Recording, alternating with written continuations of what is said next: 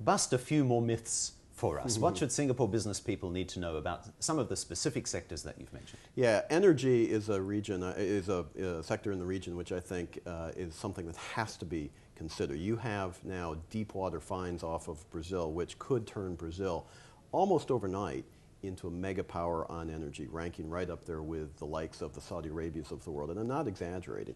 And Singapore has deep water drilling technology and finance and energy services and the ability to help Brazil and other countries in the region really exploit those reserves in a very exciting way.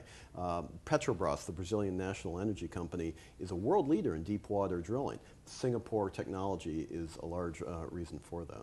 You also mentioned education. Now we know that Singaporeans are education crazy. In terms of education specifically, it's a fact that the level of education across Latin America is too low. That's a fact.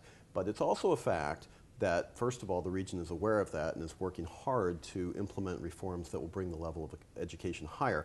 It's also a fact that for schools like engineering and specialty education, that it is really quite good. And what really just needs to happen is those levels of education, those schools just have to be increased. Now, one of the industries that you haven't mentioned is electronics, which, as you know, drove a lot of the wealth creation in Singapore in decades gone by. And many smaller companies grew up, I guess, with large American multinationals and their factories here. Is there a place for them in South America, Central America too? Absolutely. And in fact, there are whole pockets of investment that are driven by the electronics sector, whether it's in Mexico, what we commonly refer to as the maquiladora sector, which tends to be along the border with the United States, or in the northeast of Brazil around Manaus and some of the entire areas that are lesser developed countries like Brazil, like Argentina, have specific enterprise zones that are designed to draw that sort of investment that will create employment on the local economy using technology and know-how from Asia and bring the two together. What you have is a very nice mix of Asian capital and Latin labor for the benefit of both.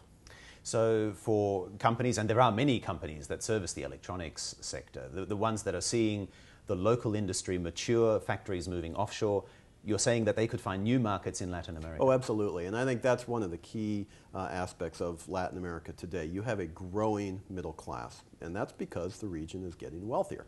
With a growing middle class and reduction of poverty, you have a growing demand. And what do consumers want? They want electronics. They want things to improve their lives. They want refrigerators. They want televisions. They want computers. They want all kinds of things that many people might take for granted, but this is new in some areas of Latin America. It's a huge market that shouldn't just be looked on as a place to assemble and produce goods, but also increasingly as a place to consume the goods that Asia produces. One other sector, transportation. Singapore, as you know, was founded on its port infrastructure. Our MRT is second to none. Other transport infrastructure has been developed. Think of the airport. Yeah. How much of that could be transplanted, shall we say, that know-how exported to Latin America? A huge amount could be, and a huge amount should be. Latin America is completely underdeveloped in the context of infrastructure, and as you have a region that's growing their economy, where the people are beginning to demand more in terms of services and the ability to function in a global economy, the infrastructure across Latin America is really showing to be inadequate, whether it's airports, ports, roads, rail, telecommunications infrastructure. All of these need significant upgrade in the region, and that's a huge opportunity for Singapore companies, which have a real expertise.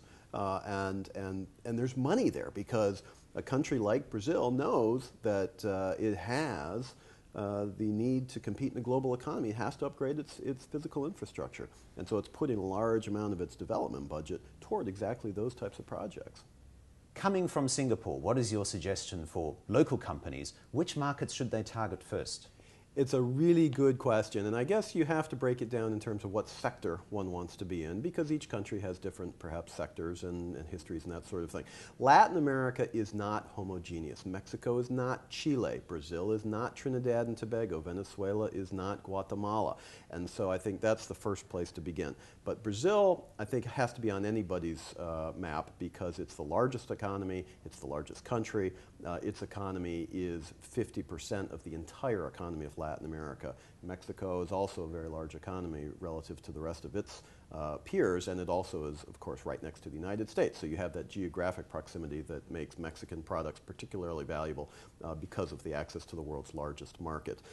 Having said that, there are niche markets that are very, very important. If commodities is the issue, well, Chile and Peru and Argentina, Venezuela, of course, sitting on a pile of oil and natural gas.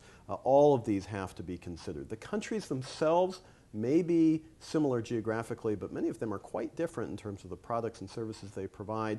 I think the best way to begin to view the region is to understand a little bit better some of the history, and that can be done very easily by on-the-ground presence and a navigation of the region as a whole. Let's talk a little bit about China, which has obviously also seen the opportunity in Latin America. Yeah. $120 billion worth of investment in 2009. To what extent could we say that as Singaporeans, we could actually get access to the China story through Latin America rather than going directly to mainland China with all of its inherent issues? Yeah, the China story with Latin America is relatively recent. Really stems from the first visit of Hu Jintao in around 2004. There has been no real relationship with China and Latin America prior to that, and the relationship now is built primarily on the commodities trade. So from a Singaporean perspective, if you're trying to link on to the China story, there is the idea that somehow commodities has to play a part of that, because that's really what the basis of the trade is right now, whether it's excuse me, whether it's iron ore from Brazil, whether it's soy from Argentina, whether it's tin or copper from Chile. That's where most of the China trade is right now. Excuse me, and will continue to be so. What is the perception of Singapore in Latin America at the moment? Do they even know where our little red dot on the map is? They do. They do. And there is an actual favorable comparison with Singapore investment and trade with Chinese investment and trade. And it's for some very specific reasons. The Singapore investment model is much more like the Western investment model, and it comes with it various aspects of anti-corruption and concern for the environment and labor rights and all of the things that Western investors would bring with them: management and know-how, paying your taxes, technology transfer. Chinese investment, at least has been exercised in Latin America, hasn't always been the same. There isn't the same concern for the environment necessarily. There isn't necessarily the same concern that we've seen for for labor rights.